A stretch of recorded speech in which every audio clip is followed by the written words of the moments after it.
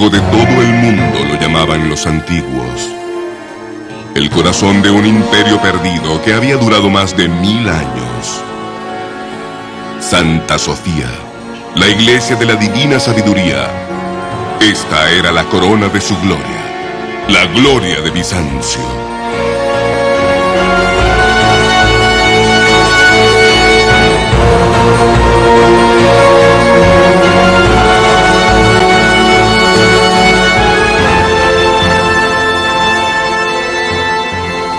Bizancio, el antiguo imperio.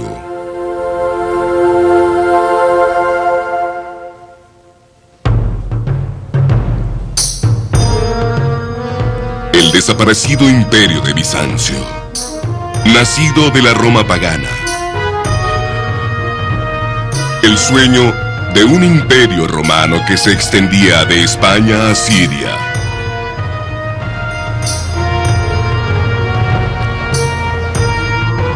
Bizancio, cuya influencia iba del norte de Rusia hasta Nubia, en el Alto Nilo.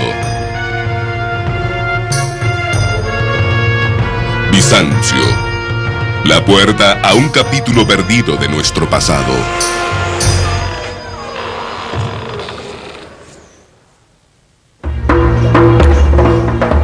Construyendo el sueño.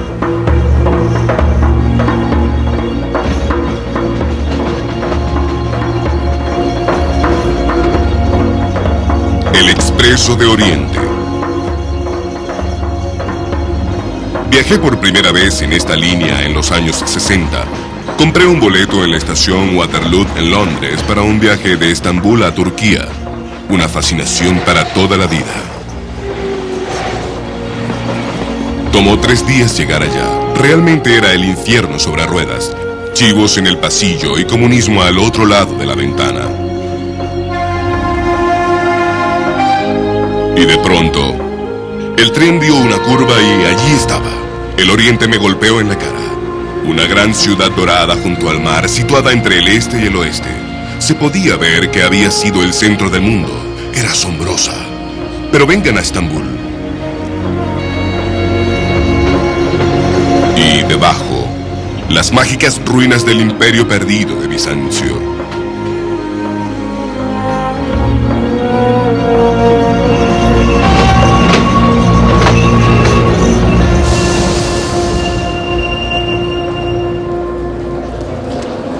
El Expreso de Oriente se detuvo aquí, en el corazón de la vieja ciudad.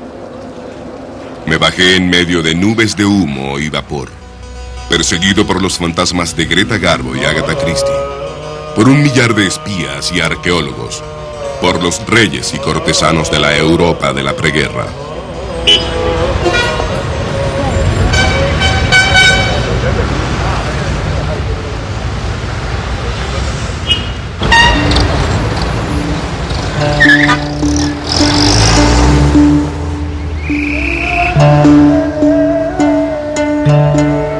Estambul, una de las más grandiosas ciudades islámicas, con los monumentos de los sultanes turcos conquistadores que habían gobernado aquí desde 1453, dominando el paisaje.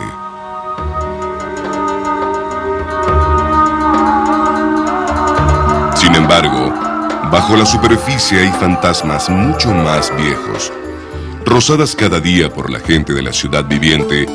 Las ruinas de Constantinopla, la ciudad capital del Imperio Bizancio.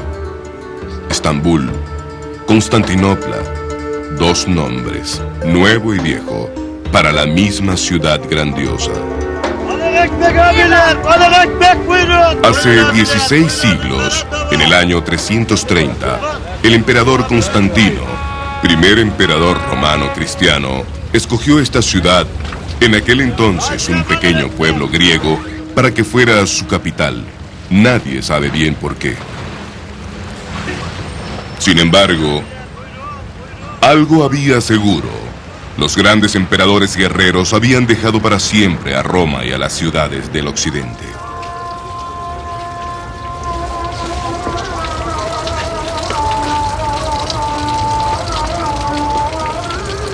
Esta mezquita La mezquita del sultán turco que conquistó la ciudad está construida directamente sobre las bases más antiguas de la iglesia donde están enterrados los misteriosos emperadores del viejo Bizancio.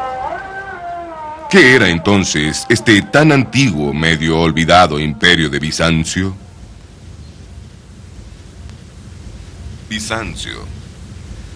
Esa mágica palabra picante. Ahora, imaginen que los imperios de Grecia y Roma no hubieran muerto nunca, sino que se hubieran fusionado en un solo imperio ubicado entre el este y el oeste. Imaginen que los emperadores de este reino, los sagrados emperadores, pudieran ser destrozados por las turbas en las calles. Emperadores que podían manipular a sus cortesanos e hijos, que mataron a sus sacerdotes y cegaron a ejércitos completos. Pero emperadores cuyos artistas hicieron algunas de las más finas y exquisitas imágenes que el mundo haya visto jamás. Visión del cielo y la tierra, arquitecturas sublimes, copiadas por todo el mundo desde califas de Bagdad hasta los papas de Roma, los reyes de Alemania y las tribus de Nubia.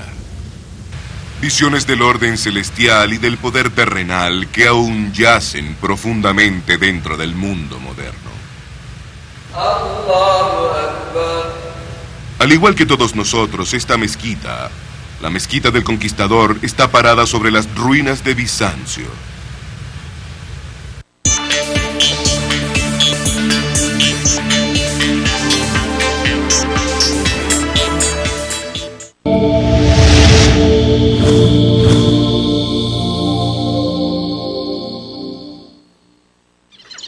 Estas escenas corresponden al display de defensa territorial de una pareja de alcaravanes.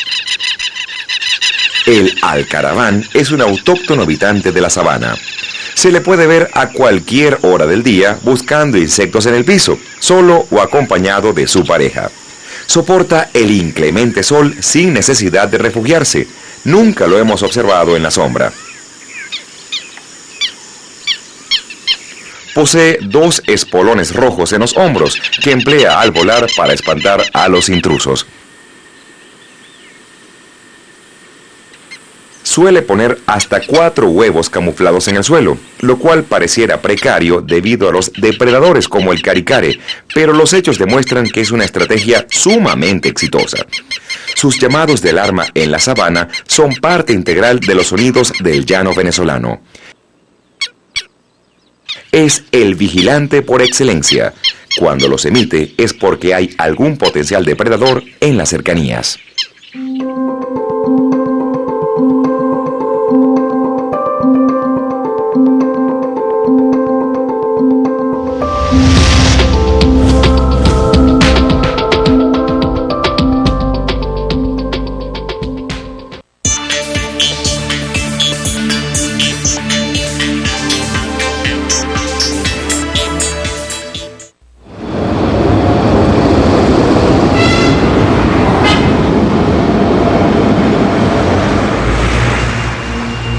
Aquí fue donde comenzó el imperio de Bizancio, junto a esta columna en la calle principal.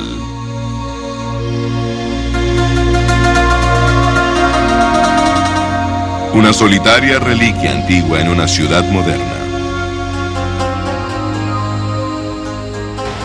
En el año 330 de nuestro Señor, una adorable mañana, una gran procesión pasó por este camino. Era la carretera de una antigua ciudad llamada Bizancio. La procesión estaba encabezada por el gran emperador Constantino. Él trajo consigo sacerdotes, paganos y cristianos, y todos ellos llevaban una increíble colección de reliquias. Había 12 cestas llenas de mendrugos, restos, según decían, del milagro de los panes y los peces de nuestro Señor. Estaba la misma hacha con la cual Noé hizo el arca. Y había una estatua que el propio emperador había traído secretamente de Roma. Era la de la diosa griega Palas. Y en el momento exacto prescrito por los astrólogos, enterraron sus reliquias justo allí, al pie de la columna. 7 barriles de pórfido traídos de los desiertos egipcios. Constantino renombró la ciudad Constantinopla y la declaró la capital de su nuevo gran imperio. A través de los años, la columna misma llegó a ser vista como una reliquia. Los bizantinos, es decir, la gente que vivía en esta ciudad, la llamaban el clavo de Cristo, porque pensaban que la gran estatua dorada de Constantino, que estaba en el tope, tenía parte de uno de los clavos de la crucifixión de Cristo incrustada en ella. Y cada año, en el día del Año Nuevo, es decir, el 1 de septiembre, los bizantinos giraban alrededor de la base de esta columna y cantaban himnos a San Constantino, el fundador de su ciudad y del poderoso imperio llamado Bizancio.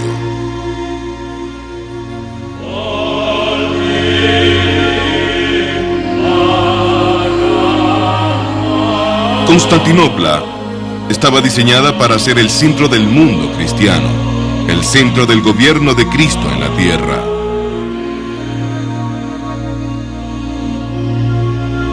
Estas grandes copas fueron hechas para contener el misterio de la sangre de Cristo dentro de las iglesias de la ciudad, iglesias fulgurantes de oro romano y antiguas imágenes sagradas. Imágenes que durante 1000 años fluyeron a través de Europa y el Oriente.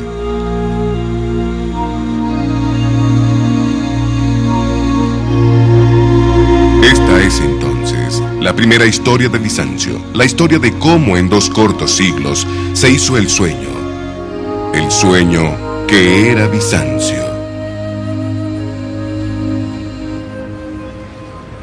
Constantino, el emperador cristiano que adoptó la fe de Jesús y al Dios de Abraham y creó el comienzo de los gobiernos y las iglesias en las cuales el occidente todavía confía.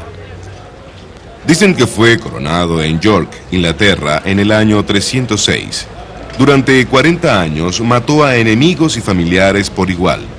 La gente le tenía tanto miedo que cuando murió nadie tocó su cadáver en una semana. Esta era la extensión de la ambición de Constantino. El imperio romano con Constantinopla, no Roma como capital. En el lejano norte, en Alemania, la ciudad de Trier, la gran guarnición imperial, todavía muestra algo de lo que era la antigua Constantinopla.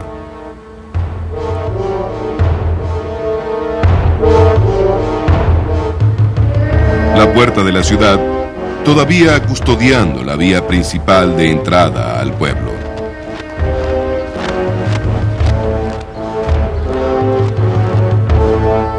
Una puerta grande y sombría, como el resto de la frontera norte. Trier era amenazada constantemente por los hunos, los godos, los vándalos y una docena de otras naciones guerreras. El propio Constantino, el Grande, el emperador, habría caminado por este mismo pasaje 1600 años atrás. Estas bóvedas y estos arcos son la arquitectura de su época.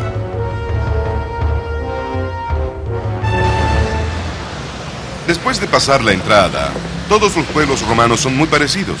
Eran, por así decirlo, una especie de repetición abstracta de la ciudad, estampada en cada paisaje desde Yorkshire hasta Siria.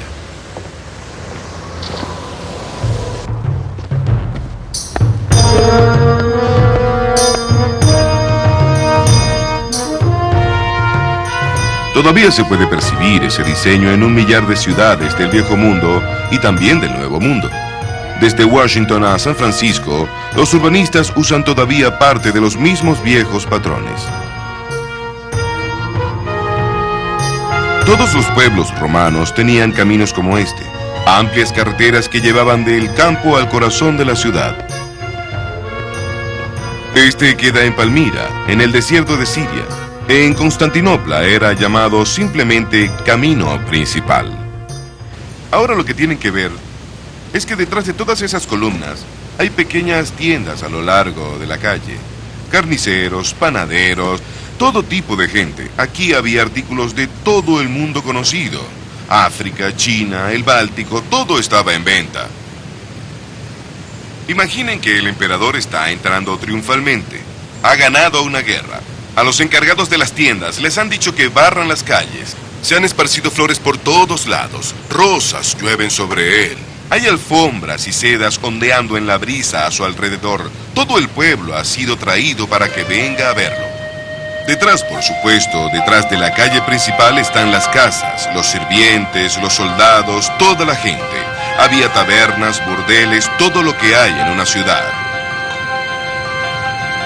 Y entre aquellos, metidos entre ellos, estaban esos enormes edificios que Constantino tuvo que construir antes de que su ciudad pudiera ser llamada realmente una metrópolis romana.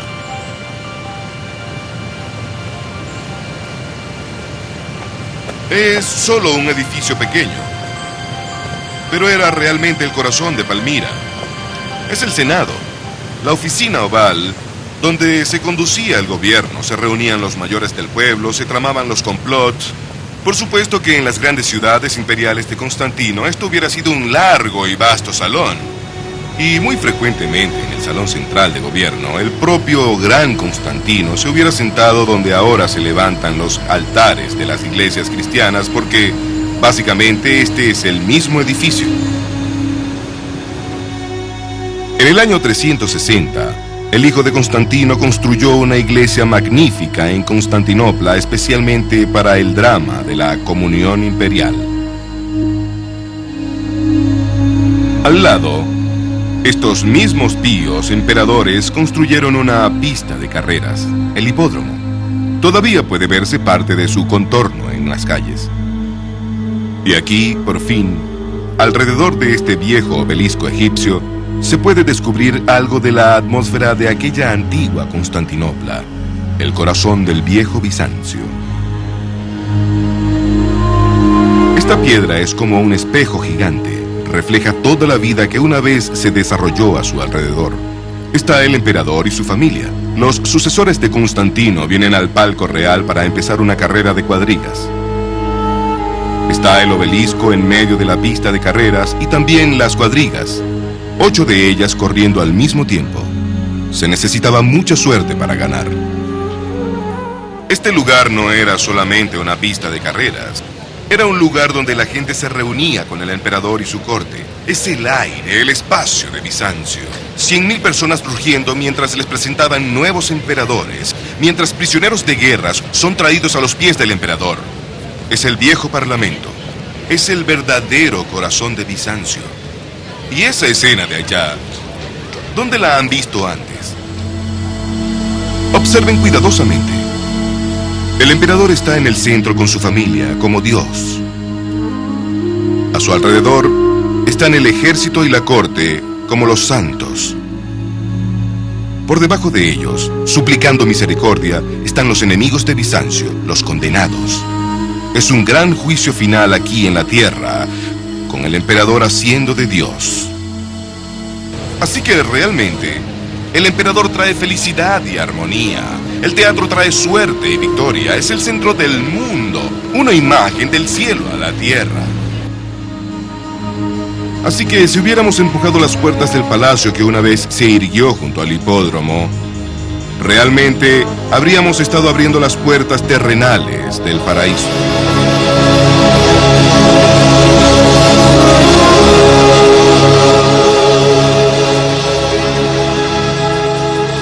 Arcadas de oro y mármol, botes dorados en piscinas de mercurio, tronos dorados y salones de pórfido y tazones.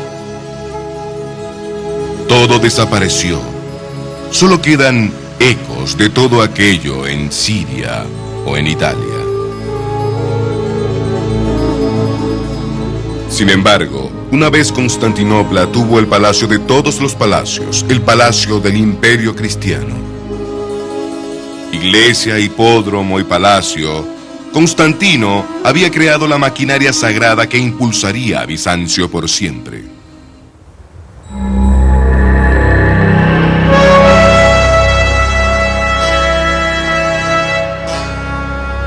Para proteger la ciudad sagrada de Constantinopla, los emperadores de Bizancio construyeron las mayores murallas protectoras de una ciudad del mundo entero. Ejércitos que controlaron las vidas de millones de personas salieron desde estas puertas, y por ellas pasó el producto de un imperio.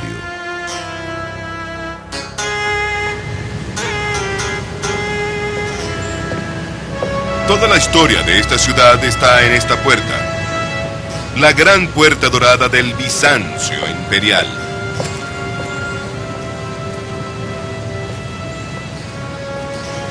¿Ven esa gran arcada alta en el tope? Una vez estuvo abierta al cielo. Durante 600 años, emperadores y ejércitos atravesaron esa puerta triunfantes a su regreso de guerras contra los persas, los árabes, los búlgaros y los rusos. Luego hubo un terremoto y la puerta quedó bloqueada. Y esa puerta, que ni un hombre de caballería podría atravesar a caballo, esa puerta fue construida en los años finales de Bizancio. Así que esta es una puerta mágica, una puerta de leyenda. Se dice que sus puertas de madera estaban cubiertas de oro para darle su nombre a la entrada. Se dice que el último emperador, muerto mientras peleaba, está enterrado bajo estas piedras, esperando un llamado para tomar la ciudad de nuevo. Así que es una entrada de leyenda, pero sobre todo habla del poder imperial bizantino. Este mármol nevado, atravesado por líneas extrañas, se encuentra por todo el imperio bizantino, de España a Siria y de vuelta a Constantinopla. Pero viene de una sola isla, una pequeña isla en el mar.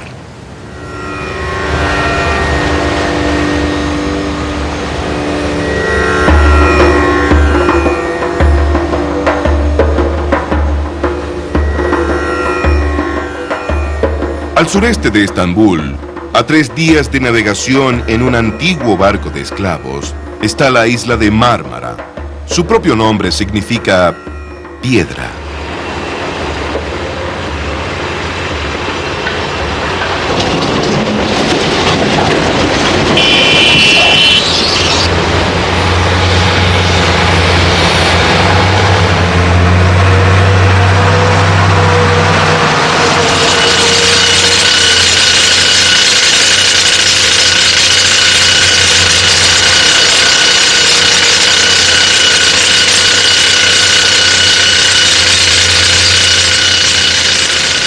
En los primeros siglos de Bizancio, decenas de miles de esclavos trabajaron en estas colinas de mármol. Como les gustaba el mármol a los bizantinos, en el mármol, dice un sacerdote, Dios encerró campos de flores y bosques de montaña, peces, frutas y nieve derritiéndose. Los bloques antiguos, aún esparcidos por los cayos, sugieren la energía frenética que una vez fue empleada para mover sus preciosas piedras. Todavía dentro de las modernas canteras hay una antigua piedra que pesa cerca de 100 toneladas, parte de una enorme columna para conmemorar las victorias militares de Bizancio. De haber sido terminada, habría tenido una escalera de caracol labrada en ella y filas de soldados esculpidos sobre su superficie. Sin embargo, todavía está aquí. Se resquebrajó cuando la estaban extrayendo.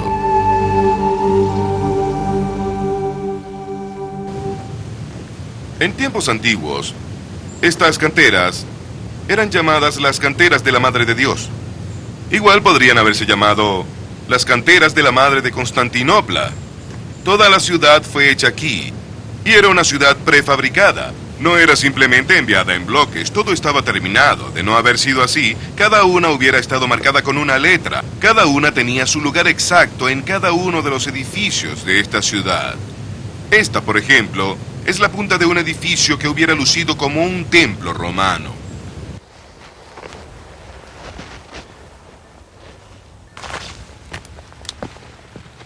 Los nuevos encargados de las canteras me dijeron que encuentran las mejores vetas de mármol en las colinas, junto a las piedras antiguas.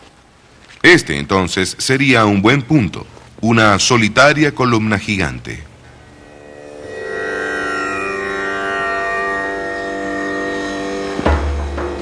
He visto esa misma forma, llamada patrón de pluma de pavo, labrado en una columna rota que yacía en la misma calle principal del viejo Estambul.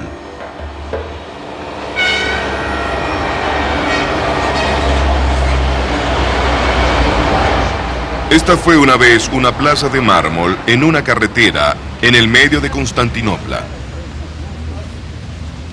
Supongo que a los turcos del moderno Estambul no les importará mucho las antiguas victorias bizantinas. De todas formas, todavía quedan aquí algunos fragmentos de esa gran columna conmemorativa que vino desde la isla de Mármara.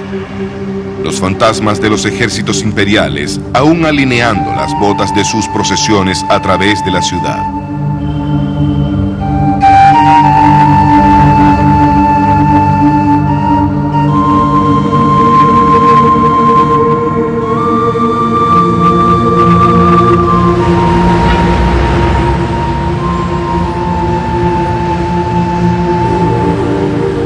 Al igual que los caminos antiguos y las vías marinas atravesaban el imperio hasta Constantinopla, así lo hacían los ríos de la región, encauzados en grandes acueductos que traían la preciada agua a una ciudad sedienta. Por debajo de la ciudad, excavado profundamente en la cima de su colina, un extraño mundo subterráneo de unos 15 siglos de edad.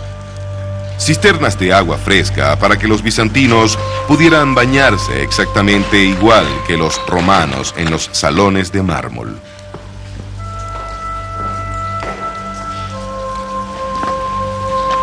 Y todo hecho con la deslumbrante tecnología de la antigua Roma, madre de Bizancio. Columnas de mármol, altas bóvedas de ladrillos, el oscuro bosque de Bizancio debajo del moderno Estambul.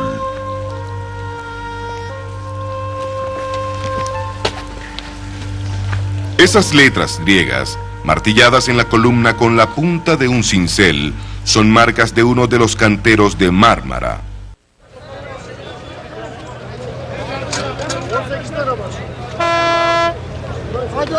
También la comida llegaba abundantemente a la creciente ciudad.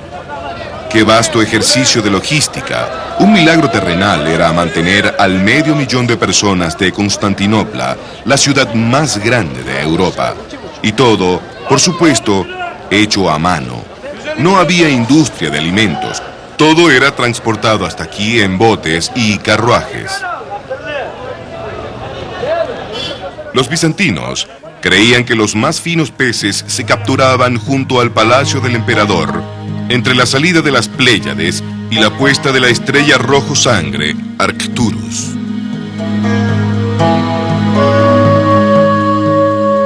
Los colores, olores y textura del antiguo día a día, los ingredientes crudos de la experiencia bizantina, el mundo del antiguo Mediterráneo.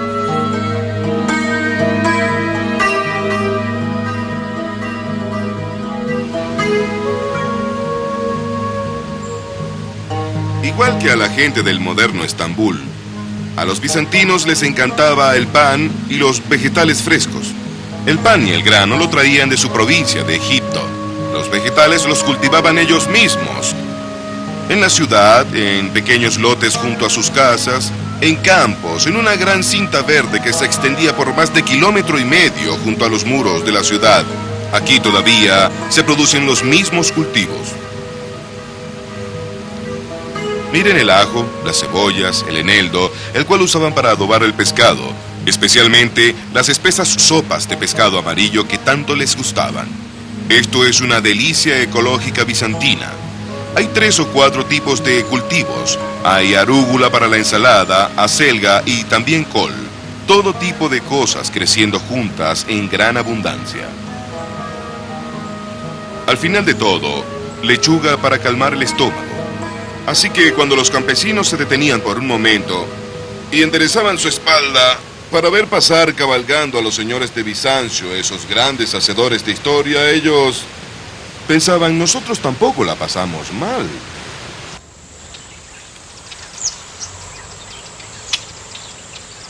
La economía bizantina estaba basada en la clásica dieta mediterránea: vino, granos, queso, vegetales y aceitunas. El aceite de oliva era un elemento básico. Era el combustible de Bizancio. Iluminaba calles, hogares y faros. Aceitaba carruajes, curaba la calvicie y se usaba para cocinar. Durante el primer siglo, el aceite de Constantinopla venía principalmente del norte de Siria. Esto es algo asombroso. Es una pieza de arqueología industrial bizantina. Es una fábrica para producir aceite de oliva. Este es un lugar maravilloso. Les mostraré cómo funciona. Es muy práctico, muy lógico. Las aceitunas eran recogidas de los árboles y llegaban en vagones. Eran volcadas a través de una ventana y caían en ese túnel allá abajo. Eran paleadas fuera del túnel y luego colocadas en este molino. Esta es una gran prensa de aceite para las frutas. ¿Ven este tambor? Hay dos de esos que iban uno junto al otro aquí adentro, con una barra entre ellos, y 4 o 5 hombres empujaban en círculo por la parte externa y reducían las aceitunas, la piel y las semillas a una especie de horrible pulpa repugnante. Luego, eso era sacado de allá y puesto en estos círculos de aquí. Ahora esta cosa que está aquí en la pared sostenía una gran viga en el aire, y colgando sobre esto había un enorme cilindro de piedra. Entonces eso se bajaba sobre la enorme pasta de aceitunas y el aceite goteaba lentamente dentro de estos tanques. Sin embargo, ese no era el final, porque aunque estaba prensado en frío, en este momento era verdaderamente un aceite impuro. Así que lo sacaban de aquí y lo ponían en este tanque de acá.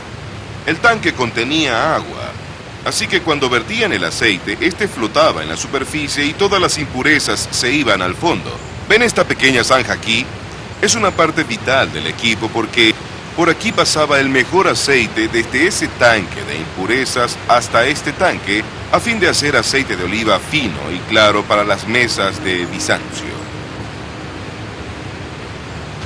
Si pudieran caminar por este sendero 1500 años atrás, el 1 de septiembre, estarían acompañados por miles de personas gritando y cantando alabanzas al Señor.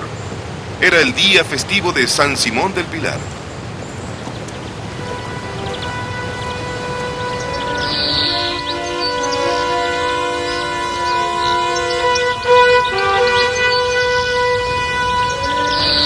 Al lugar donde llegaban estas procesiones era a este baptisterio. 10.000 personas, ciudades completas han sido bautizadas en esta sala en un solo día, y luego todos salían alabando al Señor hacia la iglesia del Santo.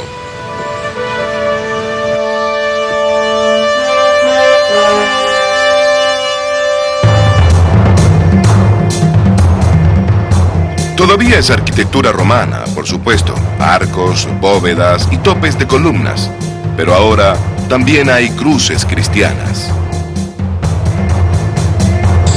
Las antiguas formas se están convirtiendo en algo diferente. ¿Ven? El viento de la fe está doblegando todos estos antiguos patrones paganos. Este es el comienzo de lo que luego sería Bizancio. Y en el centro de la iglesia, los restos de una columna de 15 metros sobre la cual vivía San Simón. ¿Quién era este extraño hombre que vivía encima de un pilar y a quien todos venían a ver, y que cuando murió le construyeron esta hermosa iglesia en su honor? Bueno, era el joven Simón, que había usado tantas ropas ásperas que lo hacían sangrar. Soñó la idea de encadenar su pierna izquierda a una roca. Eso antes de que se subiera a la columna. Pero Simón no era un loco. Simón tenía tremenda presencia como emperador. Se sentaba inmóvil y en silencio, y en su lucha entre la carne y el diablo, a la mayoría de la gente le parecía que él estaba por encima de todo, sobre su pilar, a medio camino entre el cielo y la tierra, un hombre perfecto para resolver disputas. Así que usaban a Simón los granjeros de Siria cuando tenían discusiones, y él los arreglaba uno frente al otro. Los árabes beduinos también venían a verlo. El emperador acostumbraba a verlo, y él siempre actuaba como balance en la sociedad. Un balance tan terrorífico que si maldecía a alguien desde el tope de su pilar, una roca explotaba junto al desafortunado individuo. Así que Simón era un elemento vital en este nuevo imperio cristiano. Un elemento que de alguna forma había tomado el viejo orden implacable de la era romana y lo había dejado entre el cielo y la tierra.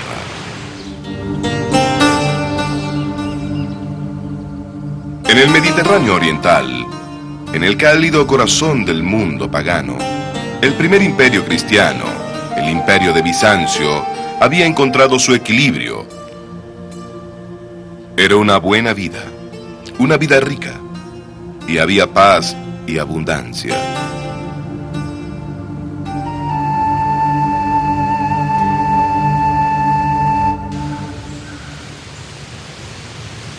Siempre me resulta gracioso cuando la gente habla de la caída del Imperio Romano. Después de todo, al instalarse aquí en Constantinopla, solo se hizo más rico, no cayó en absoluto. Supongo que realmente fue Roma la que cayó, aunque de hecho no cayó, solo se volvió pobre. Constantino mudó la capital de las grandes ciudades del occidente hasta aquí en el oriente, y con él mudó al gobierno, generales, artistas y arquitectos. Todo aquel que hacía al imperio se mudó con él. En el 475, 25 años después de que estas murallas fueron terminadas, el último emperador romano de Occidente, un joven emperador, envió la corona de vuelta aquí a Constantinopla, a la nueva Roma. Esta era la nueva ciudad. Y supongo que la historia sobre la caída del Imperio Romano, del Imperio Occidental, fue inventada durante el Renacimiento por los papas, queriendo difundir la idea de un imperio pagano cayendo y un imperio cristiano surgiendo. Rafael y Miguel Ángel los impulsaron en su camino. Pero la verdad es que la vieja Roma, la antigua Roma, fue modelada a partir de las grandes ciudades del Oriente, Antioquía y Alejandría, todas esas grandes ciudades de mármol. Así que cuando se dice que Roma cayó, no cayó en absoluto, simplemente volvió a sus orígenes.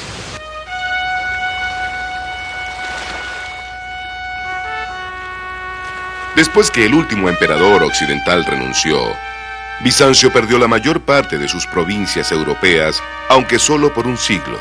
Para el año 555, ejércitos bizantinos totalmente nuevos habían reconquistado despiadadamente algunas de ellas, y en el norte de Italia, en Ravenna, dejaron como recuerdo ilustraciones triunfantes en esta iglesia. El hombre de allí es Justiniano, el emperador, quien 200 años después de Constantino rehizo totalmente el Imperio Romano. El hombre que hizo a Bizancio. Era, según dicen, un hombre gentil y accesible, un hombre que nunca mostraba su ira, un hombre que en el más calmado tono podía ordenar la muerte de miles. Sin embargo, él no organizó el imperio solo. Su gran fortaleza era como gerente. Esas caras serias que lo rodean eran de un gran equipo de hombres que él reunió sin que le importara realmente si eran patricios o romanos o de los orígenes más humildes y duros. Él mismo venía de una familia campesina de Serbia, completamente analfabeta. Aunque Justiniano era solamente la mitad de la imagen, la otra mitad era la mujer más extraordinaria del lugar, la emperatriz Teodora. Ellos se casaron por amor y permanecieron juntos durante 25 años. Y miren a las jovencitas de la corte. Están mirando de lado, un poco nerviosas. No es apropiado que las muchachas miren directamente a menos que sean mujeres de poder como Teodora. Pero ese es en realidad el retrato de una mujer que muere de cáncer. 2 o 3 meses después de terminado este mosaico, Teodora muere. Justiniano gobernó otros 20 años. No volvió a casarse y continuó yendo a la tumba de ella hasta que fue muy viejo.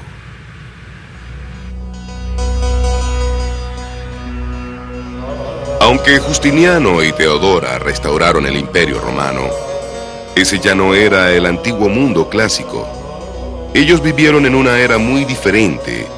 Hablaban griego oriental en lugar de latín romano y veían al mundo de forma muy distinta.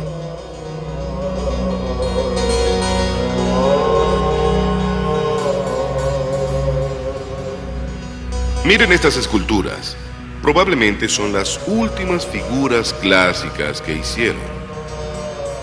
Realmente fueron hechas durante las generaciones anteriores a Justiniano.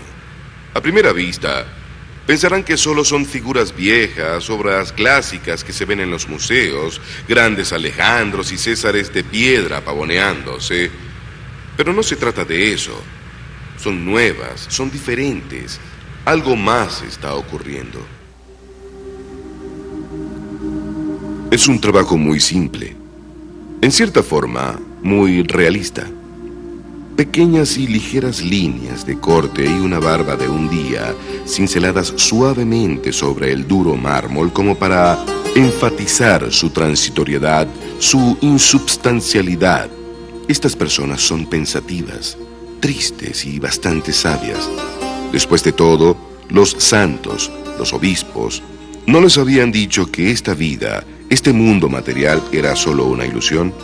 Por eso no es natural que estas estatuas no pavoneen sus propiedades de piedra como Alejandro o los emperadores de Roma.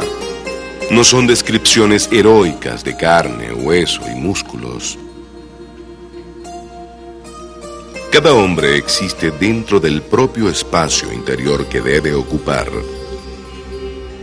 Y desde ese espacio, mira hacia afuera, desde el alma hacia los cielos. Como se podría esperar, si uno se mueve alrededor de ellos, estos volúmenes sólidos de mármol y humanidad parecen no ser más que una ilusión.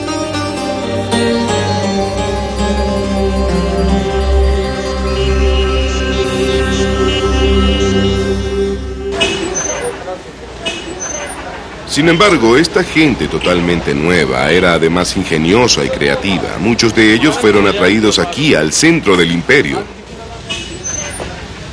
Los cerebros más brillantes de Bizancio estaban apiñados en estas diminutas calles y apartamentos que rodeaban el complejo del Palacio de Constantinopla. Aquí venía gente a buscar fortuna en la corte desde todos los rincones del imperio, de España, de Egipto, de Siria, matemáticos, abogados, doctores, científicos, magos, gente extraña y sorprendente, amontonada viviendo todos juntos en estas pequeñas calles. En las décadas de los años 520 y 530 había una gran agitación burbujeando en el interior de esta comunidad. Justiniano y Teodora habían planificado construir nuevos palacios e iglesias como el mundo nunca antes había visto. Las formas antiguas, los arcos, las bóvedas y los capiteles de las columnas estaban siendo usados para algo revolucionario, algo que sería repetido en 10.000 iglesias diferentes durante más de 1000 años. El estilo de Bizancio.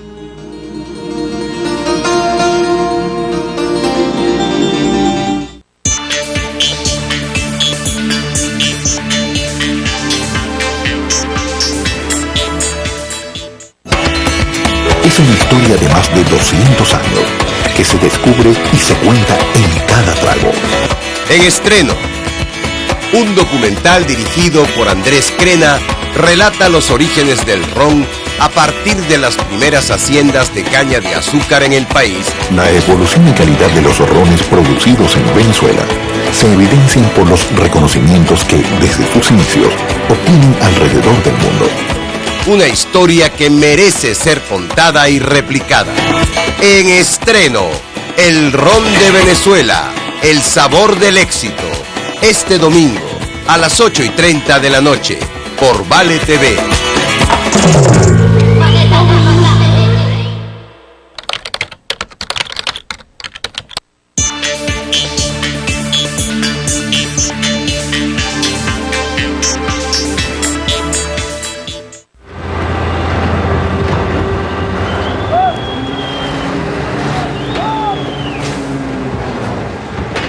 A lo largo del prolongado reino de Justiniano, las canteras de Mármara trabajaron duramente, embarcando piedras para una nueva producción de iglesias imperiales. Esto era construcción a gran escala, iglesias para cada país del imperio. Pero la mayor de todas era una nueva iglesia para la comunión imperial en Constantinopla. Para esto, los maestros canteros estaban cortando versiones cada vez mayores de la ingeniosa cornisa interconectable de Anthemius. Cada bloque era unido a otro bloque mediante un gran ángulo de hierro sostenido por plomo que pasaba entre las dos piedras. Los ingenieros de Anthemius usaban bastante hierro en sus edificios. Era toda una serie de técnicas que les permitían pensar en forma más audaz y atrevida que los arquitectos de antes. Sobre todo, le permitió al mismo Justiniano tener la ambición de concebir el domo más grande que el mundo jamás haya visto. Esas cargas tan misteriosas, esos mármoles mágicos venidos desde el otro extremo del imperio, ahora navegan los mares y llegan a la ciudad sagrada de Bizancio para ser reunidas en el sitio de la comunión imperial. Este es el sueño terminado, clímax intenso de toda la ingeniería antigua. Una estructura llena de vida, construida con oración y pragmatismo para soportar al mayor domo que el mundo jamás viera. Aunque esto era solo el exterior del teatro sagrado. Adentro, un bosque de columnas se levanta en éxtasis. Las paredes, vidrio, oro y mármol, claro y oscuro, insustancial e ilusorio, parecen simplemente desvanecerse.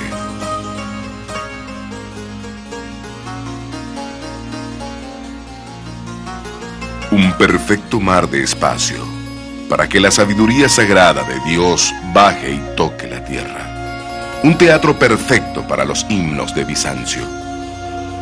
He aquí que los señores del cielo y de la tierra han venido. Se dice que las columnas rojas de pórfido egipcio fueron traídas del Templo del Sol en Roma. Las puertas de madera de la iglesia, tomadas del Arca de Noé. El bronce del edificio fue tomado del templo de la diosa Artemisa, una de las 7 maravillas del mundo pagano.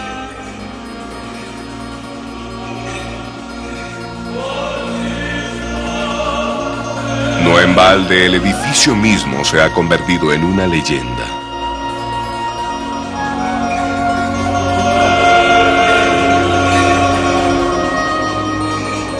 Los poetas dijeron que la iglesia combinaba la dimensión del sol y la escala de canteras, los tonos de los pájaros y los peces y de las piedras preciosas, todas las texturas y la experiencia del antiguo día a día.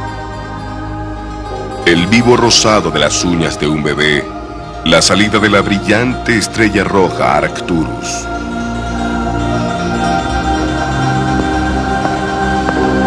En bizantino, en griego, esta iglesia fue llamada la iglesia de Hagia Sofía, la iglesia de la sagrada sabiduría.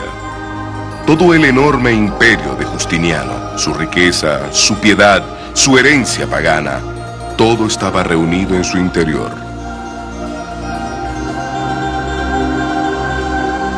Durante los siguientes 9 siglos, este edificio enorme y viejo se elevó justo en el centro de Bizancio, un símbolo de su verdadero destino en la tierra.